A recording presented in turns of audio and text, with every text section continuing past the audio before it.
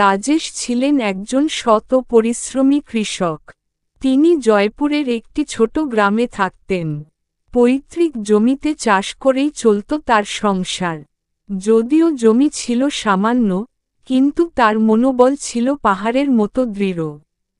প্রতি বছরই রাজেশ ধান, গম কিংবা সবজি চাষ করতেন। কিন্তু গত কয়েক বছর ধরে খরার কারণে ফসল ভালো হচ্ছিল না। গ্রামের অনেক কৃষকই শহরে চলে গিয়েছিল, কিন্তু রাজেশ হার মানেননি। এক বছর তিনি সিদ্ধান্ত নিলেন যে তিনি ধান নয়, সূর্যমুখী ফুল চাষ করবেন। গ্রামের সবাই হাসাহাসি করেছিল, বলেছিল, এই ফুল দিয়ে কি পেট চলবে? কিন্তু রাজেশ থামলেন না। তিনি জমি প্রস্তুত করলেন, বীজ বপন করলেন, নিয়মিত পরিচর্যা করলেন। কিছুদিন পর তার মাঠ ভরে উঠল সোনালি সূর্যমুখী ফুলে। এই ফুল থেকে তৈল তৈরি করে তিনি স্থানীয় বাজারে বিক্রি করতে শুরু করলেন।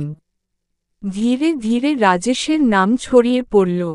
অন্য কৃষকরাও তার পদ্ধতি অনুসরণ করতে লাগল। আজ রাজেশ শুধু একজন কৃষক নন, তিনি গ্রামের অনুপ্রেরণা। তার সোনালি ফুলগুলো এখন সোনালি স্বপ্ন হয়ে উঠেছে অনেক কৃষকের জন্য।